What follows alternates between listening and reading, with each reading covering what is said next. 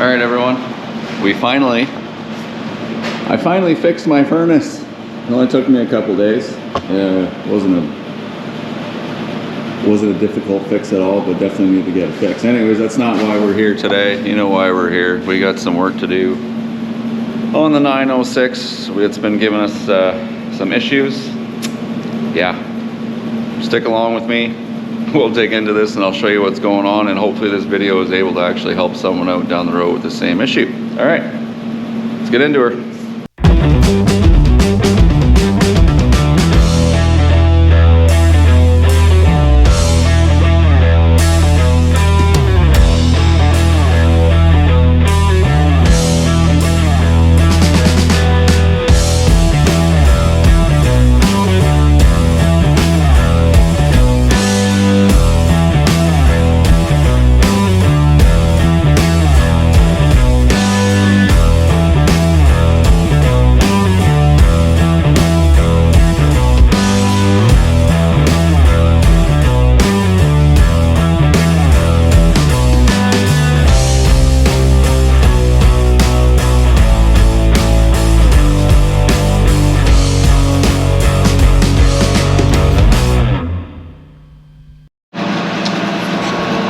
All right, so first things first, let's get in the cab and we'll show you exactly what's going on here.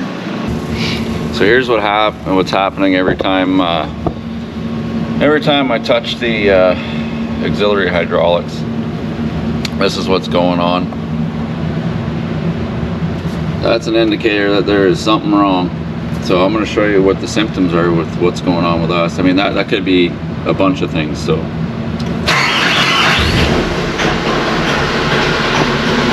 oh, that's loud. So you got a little bit of squealing back there.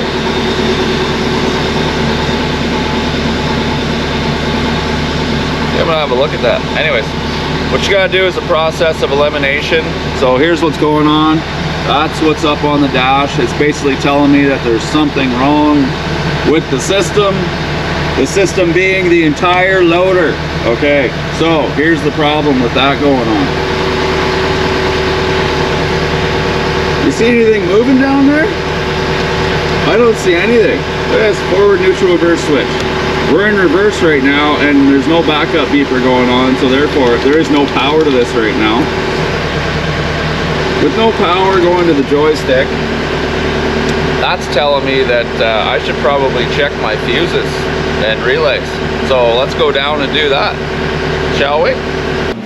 So the fuse panel is actually located. Open the other side door. Here's the cluster. There's the joystick that's not working. Yeah, there's your cluster key, etc. There's the seat, so you know where we are. So here's where all the fuses are. So it's not much fuses really. I'm gonna get a light here.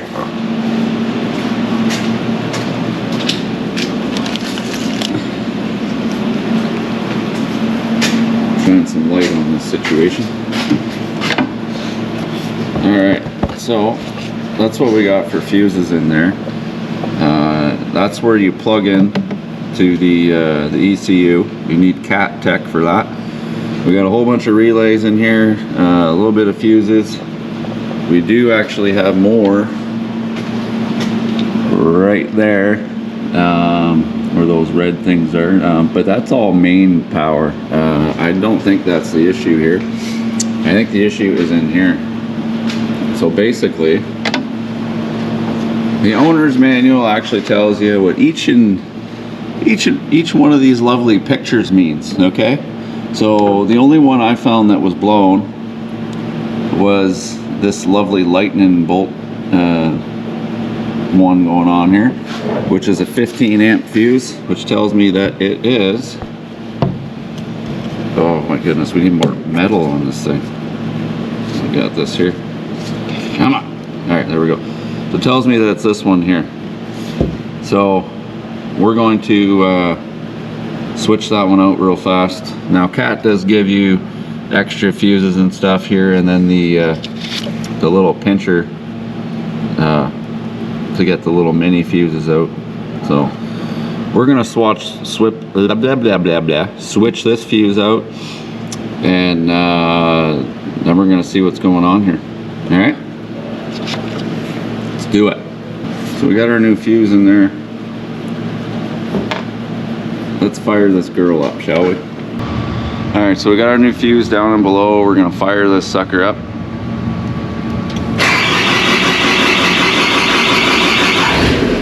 Maybe. All right, so now what I'm gonna do,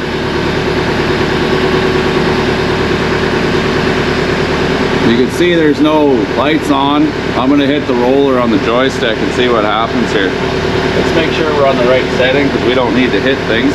All right, and in 3, 2, 1. Look at that. As soon as I touch the thing, it's going off. All right, new plan. Every time I touch this roller here, it blows a fuse. I'm gonna switch the fuse out and we're gonna try something different. Let's do that. All right, so I got a new fuse put in there.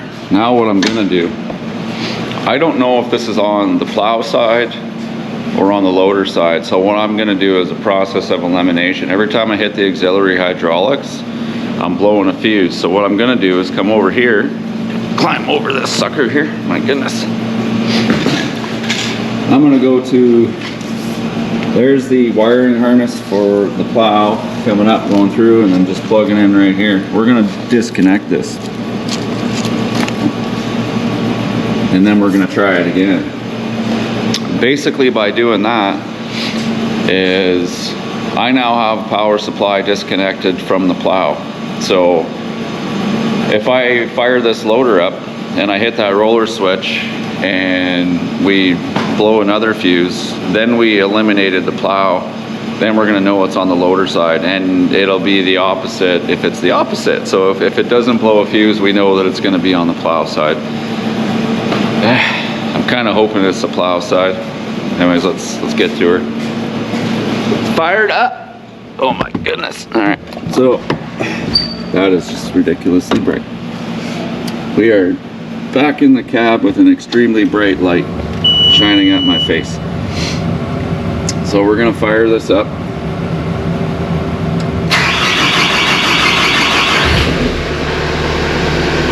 All right, so I got it in the center, so it's just gonna angle. I'm gonna switch it over to a wing.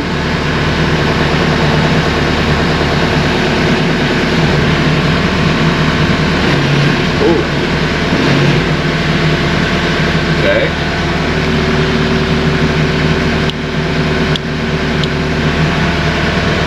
Wow.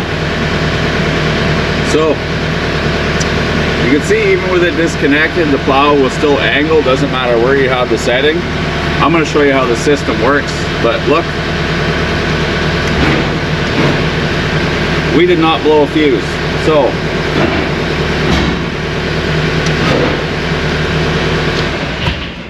we didn't blow a fuse, so here's what we're going to do.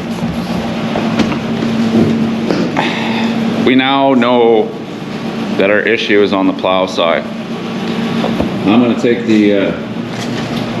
the cover off of here, and I'm going to show you exactly what we're going to do to start testing this and figuring it out from there. All right, I'm going to open that up and we'll get her done. All right, so it's going to be just 2 bolts, 1/2 inch, just to get this top cover off. There'll just be 2 bolts on this side.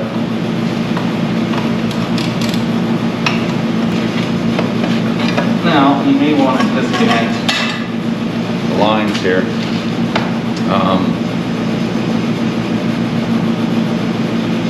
Just to pop that off, but I want to show you exactly how it works. Anyways, so the way that works, that's the loom for the harness for the plow that we disconnected from the machine. That runs up and just plugs into these 2 valves.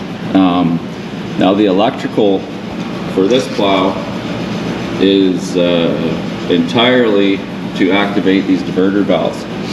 Now without these activated, it'll run straight through and then control the angle of the blade. And then once you activate the diverter valves, this one here, it'll go to one wing and then the other one will go to the other. So these are pretty easy to change. All you change is the coil. We're going to swap one of these out real quick and figure out exactly what's going on. All right, let's do that. All right, guys, we got the coil all fixed up. For some reason, this GoPro 9 did not save the file of me changing this, which is awesome. Anyways, I do have an extra coil, so I'm going to show you exactly how this works and exactly how it comes off. So let's do that, all right?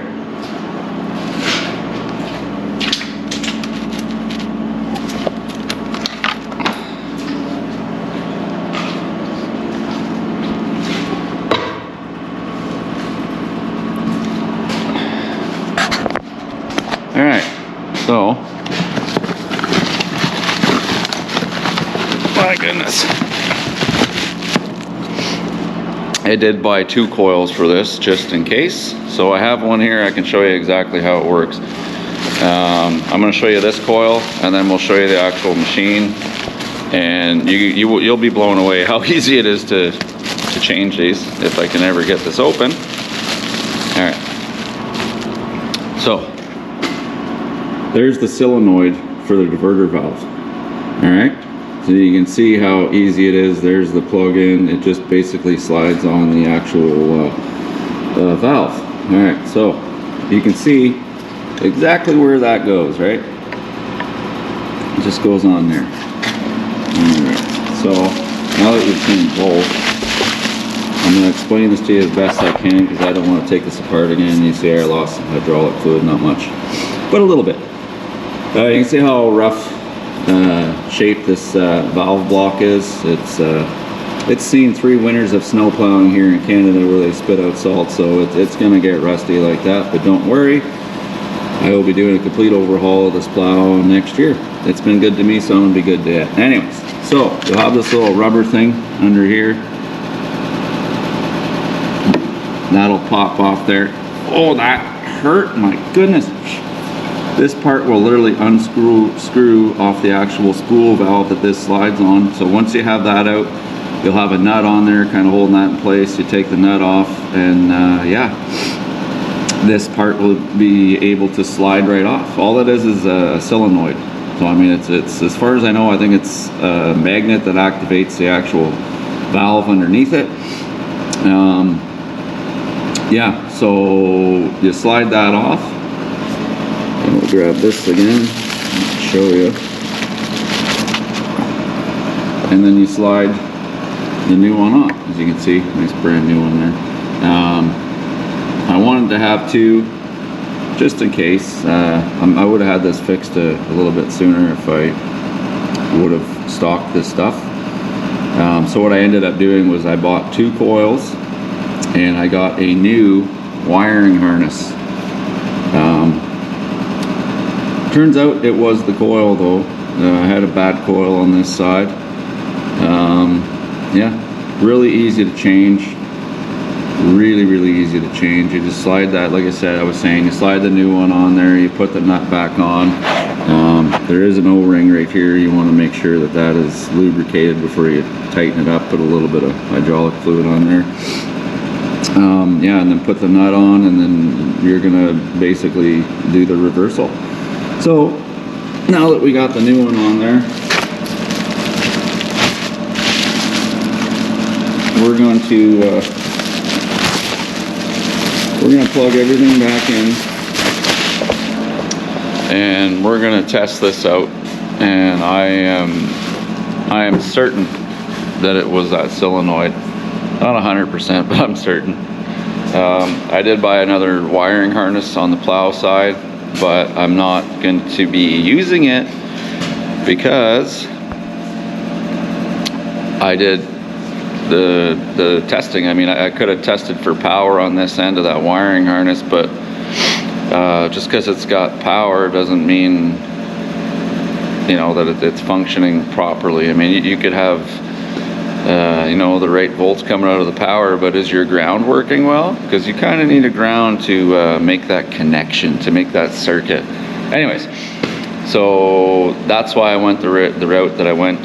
You know, you could have tested if it was the power. It had no power, then yeah, it's the harness. Anyway, I'm just gabbing here. I'm gonna jump back into the loader here. Let's get this plugged in here first, shall we? I think that would be a good idea. Get our 2 plugs plugged back in. I'm gonna get some dielectric grease for that. Yeah, I put this on anytime we're gonna have electrical connections exposed to the elements that this is. So yeah, put some dielectric grease on these fittings here. Plug them back in. There's one. Be gentle with them because it is 2 prongs in there. You don't want to bend those. You want to make sure that that's all the way in. We'll reconnect this in. This is kind of important, you know. Have this in.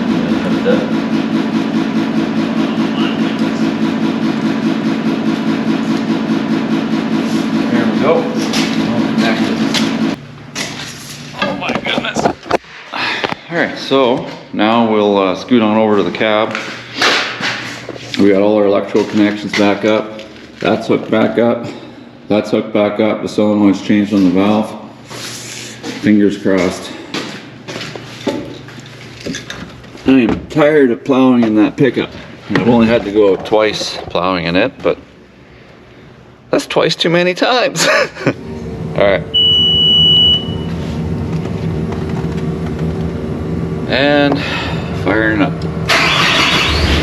We got a new fuse in there, so yeah, obviously the light's not on.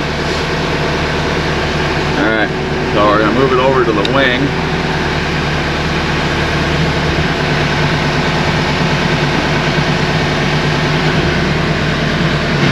Oh.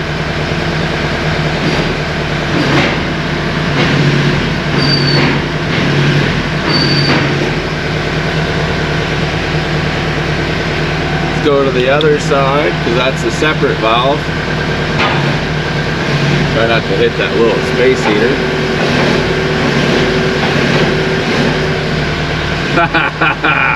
Woo! All right.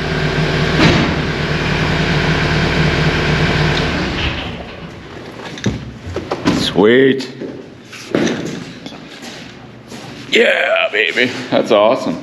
If there was someone else around, I'd give them a high five. You know, I'd give you guys a high five. There we go. Bam. I feel so much better. But you know what? The real test is going to be the next time we go out plowing. But that being said, anytime I touch that auxiliary hydraulic on the wing settings, obviously the one wing, that's the wing that was blowing the fuse, because this is the valve right here. So that is awesome. I'm excited about that. This machine makes my life so much easier, and where it really saves is during big storm events.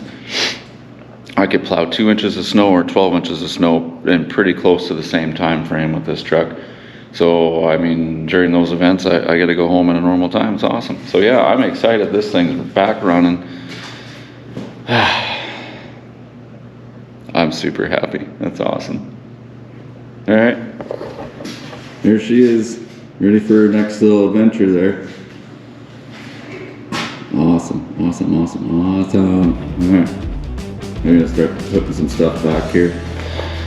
All right, I hope you guys enjoyed this little video. I hope this was helpful for someone.